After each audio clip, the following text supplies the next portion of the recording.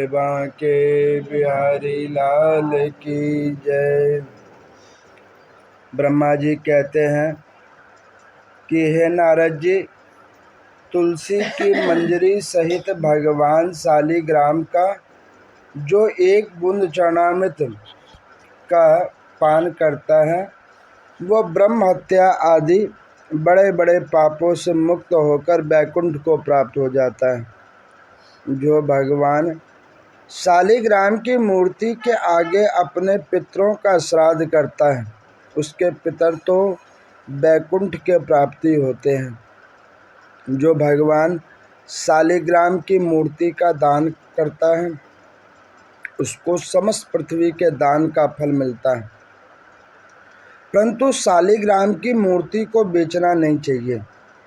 विष्णु का पूजन शंख के जल से, शिव का बिल्व पत्रों से, सूर्य का तुलसी से, गणेश जी का धतूरे के पुष्पों से तथा विष्णु का केतकी के पुष्पों से और शिव का कनेर या कमल को छोड़कर किसी अन्य लाल पुष्प से पूजन नहीं करना चाहिए।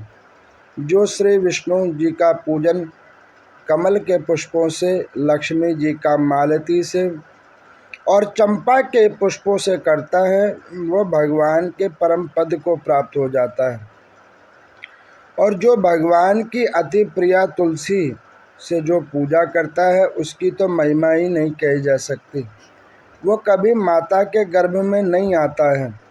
तुलसी माला धारण किए मंजरी युक्त किसी जीवात्मा की मृत्यु हो जाए तो वो सीधा बिना किसी बाधा के वैकुंठ धाम को जाता है।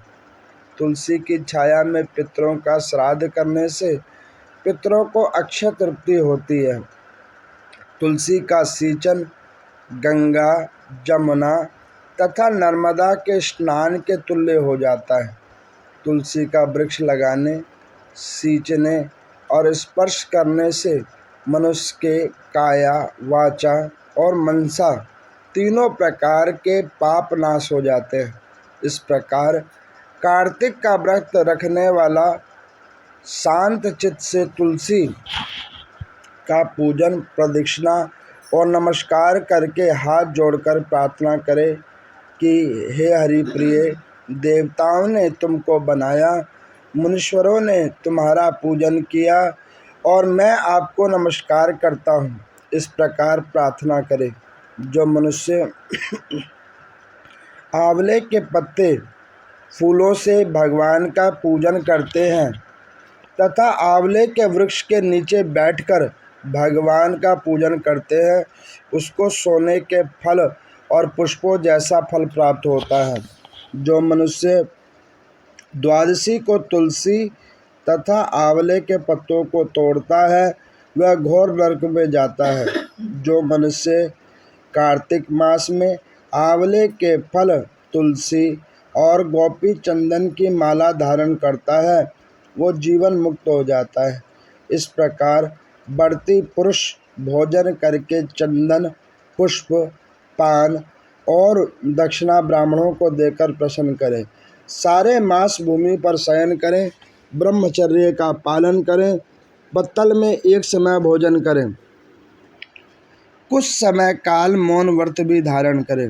वो सूरवीर और कांतिमान होता है।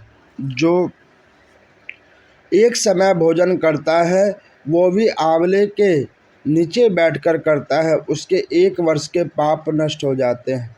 बढ़ते मनुष्य को शहद, कांजी, दाल, तेल, कच्चा भोजन, दूसरे का अन्न तथा किसी प्रकार का तामसी भोजन तथा बुरे नाम वाली वस्तुओं का भोजन नहीं करना चाहिए। रविवार को आंवला ना खाएं। देव, वेद, गौ, ब्राह्मण, तुलसी की निंदा ना करें।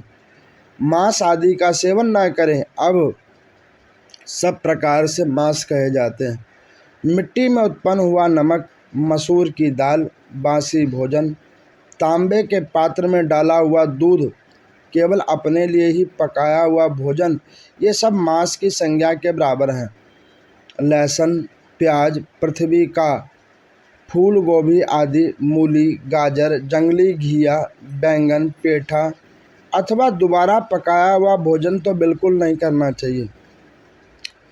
रजस्वला स्त्री, मलेच्छ, पतित, पाखंडी आदि से वार्तालाप नहीं करना चाहिए। इन तिथियों में एक एक की चीज़ों को भोजन नहीं करना चाहिए। एकम को पेठा, द्विज को बैगन, तीज को पृथ्वी का फूल, चौथ को मूली, पंचमी को बेलफल, छठ को कलिंदा, सप्तमी को आंवला, अष्टमी को नारियल, नवमी को जंगली घिया, दसवीं को परमल, एकादशी को बेर, द्वादशी को मसूर, त्रयोदशी को पान, चतुर्दशी तथा अमावस्या और पूर्णमासी को नारी का साग नहीं खाना चाहिए।